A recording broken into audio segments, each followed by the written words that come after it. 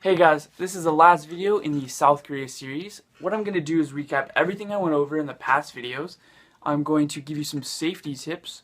There really aren't too many for South Korea. And then go over some packing tips like stuff to bring and whatnot. And then at the end, I'm going to announce Series 6. I'm doing it a little different this time, so make sure you stay with the video and give me your feedback on it because I really want your feedback because it is kind of different than how I've done the other series. But yeah, let's just jump into it. For starters, South Korea is super easy to travel to. You don't need a visa. All you need is your passport to enter the country. Very simple. They speak Korean there, and the currency they use is the South Korean won. I will link the current, that. And then it's, as far as etiquette goes, I haven't really talked about this in other videos, but etiquette, when you do greet somebody, they like to do a little bow. Basically, what I want you to do is just do as the locals do. It's that simple. If they bow, bow just like they do. If they shake your hand, shake their hand. If they hug you, hug them. Simple as that. And also, if you're going to be couch surfing or using Airbnbs and even some hostels, like old style hostels, you'll have to take your shoes off before you go inside. There'll usually be something like a sign, or they'll tell you, or like a little basket where you can just throw your shoes in. Pretty simple. So yeah, moving on to flights. I will link the video right there. Flights is kind of simple. Use Google Flights, or just stick to Google Flights. I'm still looking at ITA Matrix because we had some funky stuff go on in the last video.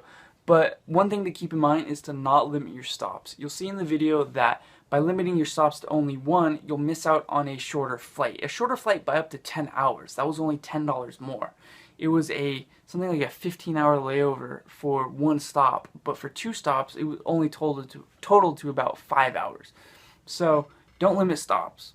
Simple as that. As far as accommodations, I will link here. Pretty simple. Couchsurfing.com. Use Facebook to log in.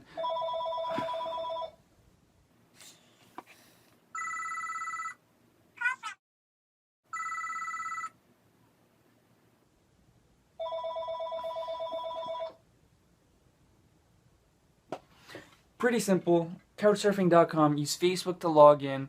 And then look for a host that has a lot of references and referrals. They can be verified too, but references and referrals are more important. Also, there's a couchsurfing video that I did right here. I'll link that for a second. Moving on to things to do. South Korea literally has like endless possibilities for things to do.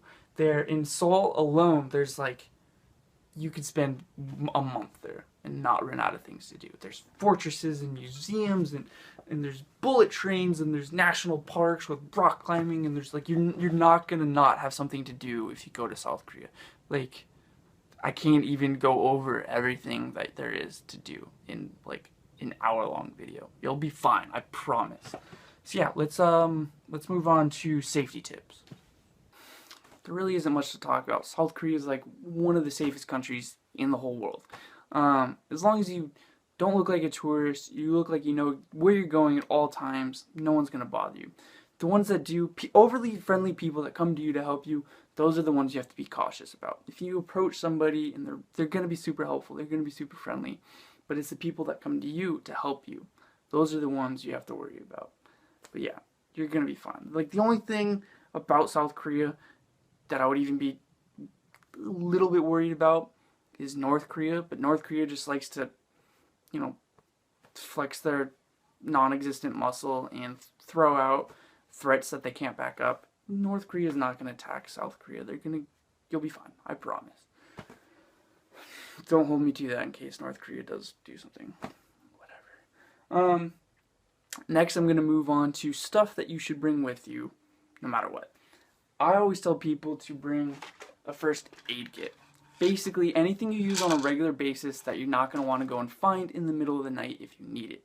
Stuff like ibuprofen, Imodium or Dramamine, Pepcid Complete. And you don't have to bring it, in this bottle or in this box. Just take like a dozen pills of each, throw them into a little baggie, toss them in the bottom of your bag, and you can leave them there. I have a little bag in the bottom of my bag that I haven't touched in like 2 years. They're probably expired, so I should probably change them. But yeah, throw them in there. You don't have to worry about them until you need them. It can literally save you from a headache. Moving on, you always want to bring a pair of sunglasses. And you don't have to buy some, cheapy sunglasses, but you don't have to get something that's expensive either. You just need something that has UVA and UVB protection. You're going to be outside a lot. You don't want to mess up your eyes. You want to protect these. Shoes, your feet, if your feet get sore, they'll heal. Your eyes won't. Don't mess around with that. Same with sunscreen. Bring a thing of sunscreen. Skin cancer is no joke. Just, put it on your shoulders and your face. You'll be good. Pair of shoes. This doesn't mean you need to go out and buy a new pair of shoes either. You do, unless you need to. You do not want to break in a new pair of shoes in a new place. A little bit of a camera malfunction there. Yeah. Basically, don't buy a new pair of shoes unless you need to, because you do not want to be breaking in a pair of shoes in a new country.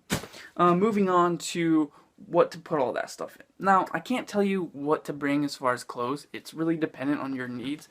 I personally bring enough socks, underwear, and shirts to last every single day of my trip. But then again, it's entirely up to you. Now, what you bring it in is up to you, and then a couple of other things. Baggage fees and whether or not you can store it in your hostel or couchsurfing or Airbnb, and as well as if you want to pack light. Obviously, can't pack this, or this isn't very light. You're not gonna be able to throw this into a storage locker at the hostel, but you can pack whatever you want in this bad boy. Basically, if you have the ability to check this on the airline for free in a place where you can store this without having to worry about it, why not bring it? You're gonna being able to bring whatever you want is a luxury. If you want to go out to a nice place to eat, you can bring something fancy. Can't exactly pack a suit into a backpack very easily. But then, if you do have to worry about storage space or baggage fees, you can bring something like this. You can pack enough clothes into a duffel bag to last you for a while.